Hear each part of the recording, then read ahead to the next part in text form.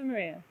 Today I'm going to tell you about a very decisive period in Dona Lucilia's life, starting a home. I'm Sister Teresa from the Heralds of the Gospel. Lucilia was already a young lady. Her virtuous aspirations and piety made her strongly inclined to religious life, and she even mentioned her desires to her father, Dr. Antonio. However, her determination was to do God's will before all else. One evening, her father broached the delicate topic of matrimony with his daughter. The years were passing, and he was imagining his daughter growing into a spinster, surrounded by nieces and nephews.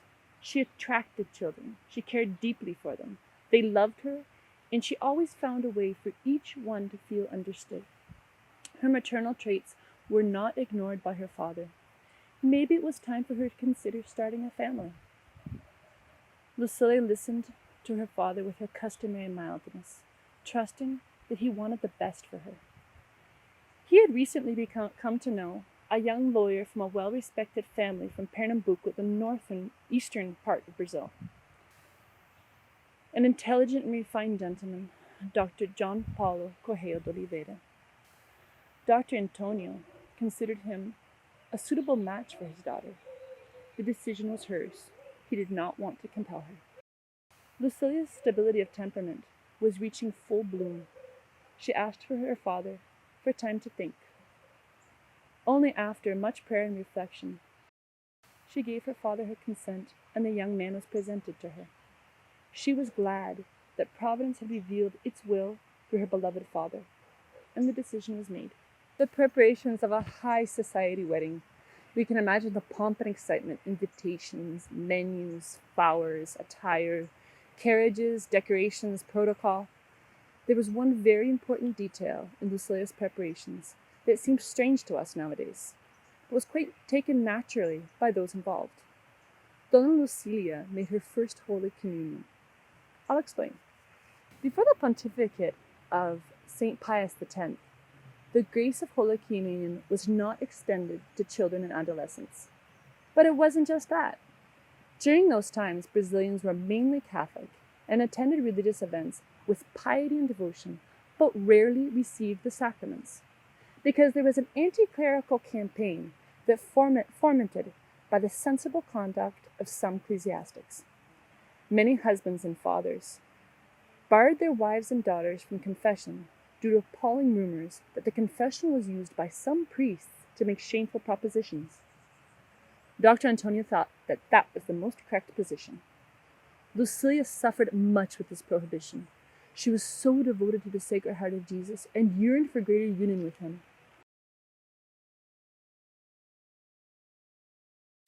Holy Communion was naturally the apex of that which she desired. She didn't understand her father's inflexible attitude. She respectfully insisted, but to no avail. The wedding was approaching. One evening her fiancé was visiting her family home, and Dr. Antonio brought up the topic with him. He explained to his future son-in-law that he had never allowed Lucilia to make her first confession, and consequently her first Holy Communion, even though she ardently desired to. Lucilia was listening attentively. Dr. Antonio considered that the situation of the clergy had improved, and he was inclined to allow Lucilia to make her first Holy Communion before the wedding. He transferred the responsibility of the decision to Dr. John Paulo, who looked at his fiancée to see what she wished. With her customary graciousness, she said she would like very much to receive Holy Communion regularly. Thus, on the eve of her wedding, Dona Lucilia made her first Holy Communion in the chapel of Luz Convent. The following evening, July 15, 1906, Dr. Jean Paul and Lucilia were married in the chapel of the Diocesan Seminary. The well-attended religious ceremony, the distinguished guests, and the beautiful cortege of carriages and cars to the exquisitely decorated Ribeiro dos Santos mansion attracted a crowd of spectators, and is reported in the social chronicles of the following day's newspaper.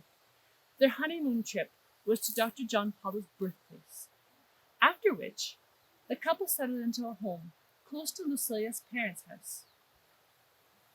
Upon entering into the married state, Lucilia's soul became increasingly refined. As concerns, hardships, sorrows, illnesses all multiplied, she would fold her hands and look to the Sacred Heart of Jesus, asking for assistance and remedy. Her father, Dr. Antonio, now had even more admiration for his daughter's life of piety.